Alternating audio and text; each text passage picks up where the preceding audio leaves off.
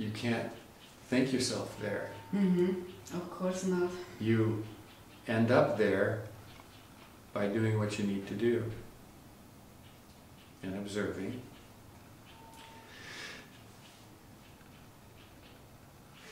And the patterns in the thinking, the patterns that keep coming up, you know, the big patterns, the destructive patterns, the depression patterns, keep coming up. They will keep coming up until you catch them early enough so that you stop the pattern. You stop the pattern early. You say, oh, that's the depression pattern, brain. You're playing the depression pattern again. I'm not interested in being depressed. I'm doing what I need to do. If you want to be depressed, go lay in the bedroom and be depressed. I don't care. So you stop the pattern. You keep stopping the pattern, and at some point the brain will just stop playing that pattern. You know, it'll keep playing it until it stops playing it, and then at some point it'll play it again, and you catch it. Oh, that's that same old pattern again. Remember, brain? I don't need to be depressed. I don't need to go there. And you stop the pattern, and then eventually it just stops that pattern. It stops playing it. That's how you de-record it from all these destructive thought patterns. And that's what you're doing. It may not seem like it to the brain. It seems like I'm trying so hard, or it seems like to the brain, it's trying so hard. Seems like that it's catching up all the time. Well, it's still close. Yeah, it's still close. It's just staying real close, you know, so it can jump on your shoulder anytime it wants. So you keep doing what you need to do, and you'll put more distance between you and the thinker.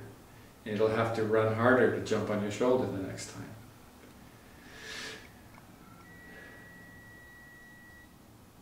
If you stop doing what you need to do, it'll be riding on your shoulder all the time. Okay? So right now you've got a little distance. So you keep talking to the thinking, keep doing what you need to do and observing, and you will put distance there, even though the thinking says, oh, this is not going anywhere, this is not working. It's not working for the thinking. You tell it, no brain, it's not working for you, but I'm doing just fine. You keep doing that. Eventually the brain's way back here, and you're way up here. And things are a lot clearer. Yeah. And you're staying you're staying centered a lot more. And you're able to experience more of what life has for you. Then this thing will come back, you know. At some point it'll find a way to come back, and when you see it, you know, you talk to it, you yell at it, you just look at it, shut it up, and it'll be back here again. You just keep going. So you have longer and longer periods of clarity till the point comes where you're living life 90% Helen, and this thing is way back here. 90% centered, and this thing will still find a way to get in. You catch it, send it back, to the point, you reach the point where you're 99% Helen. 99% of the time. This thing's just a little speck, teeny little speck. But it's always going to be there. You'll always have it at some point, you know, in some way, but it will no longer have the destructive influence on your life, because you're going to be there most of the time. So you still observe, you still see it, you know. Maybe you see it when it gets up to here. It doesn't even get here anymore, but you see it. Or you see it way over there, just going, oh, you know, I'd like to make $1 million if I did this. You know? It's still way back here, it still has a voice, but it's a lot weaker. And you're a lot firmer. So you stay that way. You're able to stay that way most of the time. And that's when you finally come out the other side. So there is a point A and point B.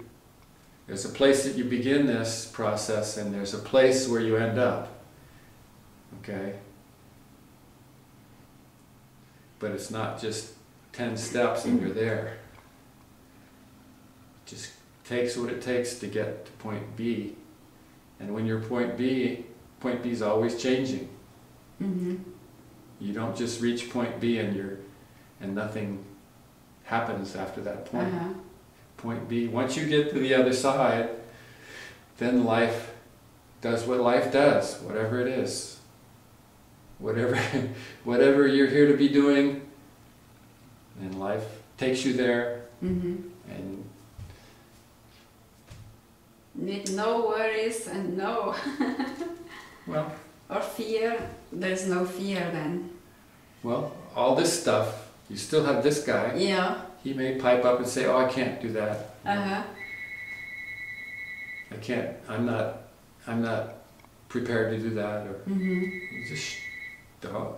At that point, you just look at it and go, oh, shut up. Or, oh, who are you kidding? Or, that's just you. And you just go and do what you're needing to do.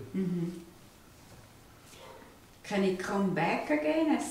I mean, once it's over here, I mean, would it ever happen that I could allow it to come back?